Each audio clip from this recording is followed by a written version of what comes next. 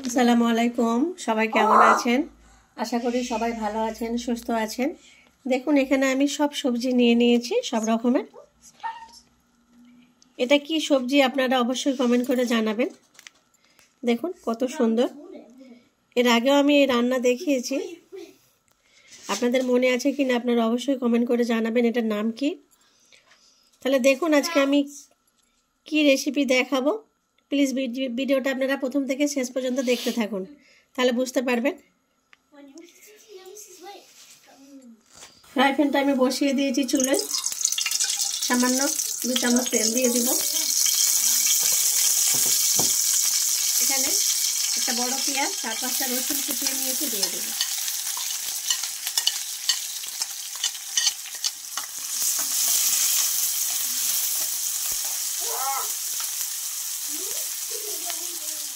ভেজে নেব এটা একটু পেঁয়াজ রসুনটা। পেঁয়াজ রসুনটা ভাজা হয়ে গেছে। এখানে আমি 1 চামচ হলুদ, 1 চামচ লাল মরিচের গুঁড়ো, পরিমাণ মতো লবণ আর সামান্য একটু ধনে জিরে পাউডার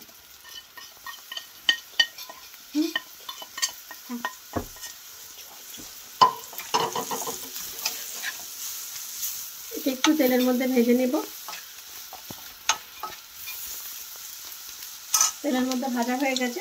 এখানে আমি চিংড়ি মাছগুলো সব ছুলকা ছাড়িয়ে নিয়েছি, ভিতরে যে কালো রগ থাকে সব রগগুলো সুন্দর করে বের করে নিয়েছি। এখন আমি চিংড়ি মাছগুলো দিয়ে দেব।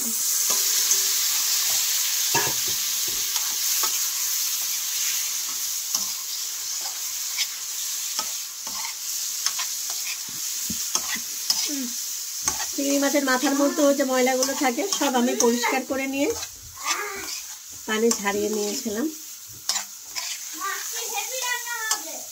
Thank you.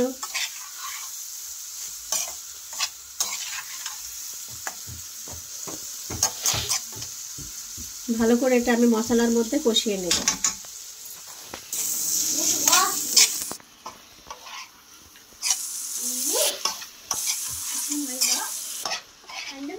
দেখুন চিংড়ি মাছগুলো কষানো হয়ে গেছে।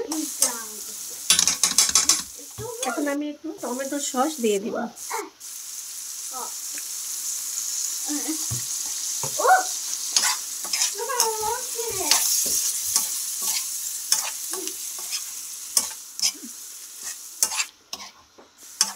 চিংড়ি মাছ না ভেজেও এভাবে কষিয়ে রান্না করলেও খুব ভালো লাগবে।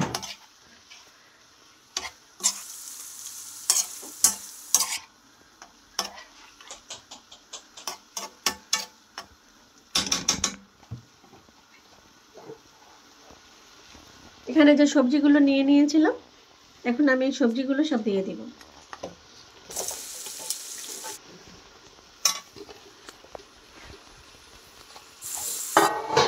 দুইটা আলু নিয়ে নিয়েছি, আলু দুইটা দিয়ে দেব।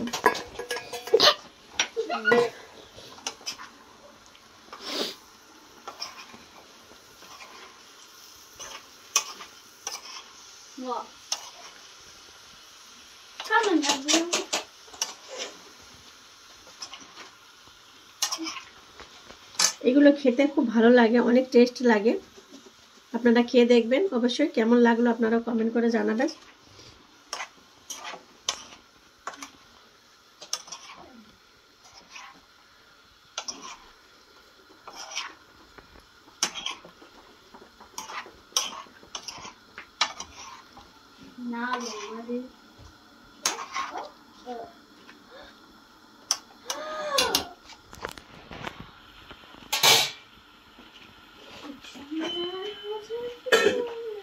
এখন আমি কিছুক্ষণ ঢেকে রাখবো। সবজিটা ঢেকে রেখেছিলাম, একটু খুলে দিলাম।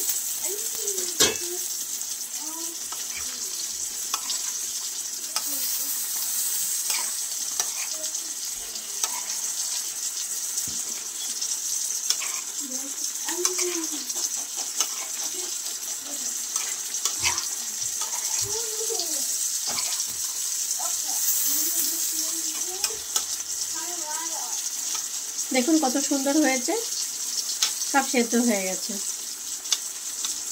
আলুও সেদ্ধ হয়ে গেছে, সব সেদ্ধ হয়ে গেছে। কিছুক্ষণ একটু ঢেকে রাখবো, হয়ে যাবে।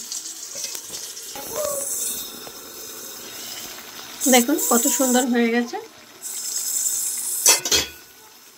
এখন এখানে বাড়িতে বানানো ভাজা মশলা, এগুলো সব মিক্সড মশলা বাড়িতে বানিয়ে নিয়েছি, এটা দিয়ে দিই। সামান্য একটু দিলেই হবে, সব রকমের ফ্লেভার পাওয়া যাবে।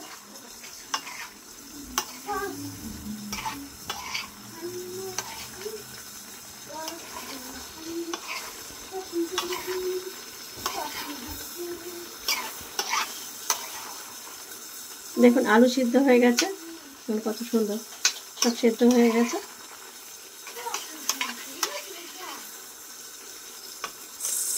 কত সুন্দর, এভাবে খেয়ে দেখবেন, খুবই ভালো লাগবে। এই ভেজিটেবল তো বাচ্চাদের বড়দের সবার জন্য অনেক উপকার।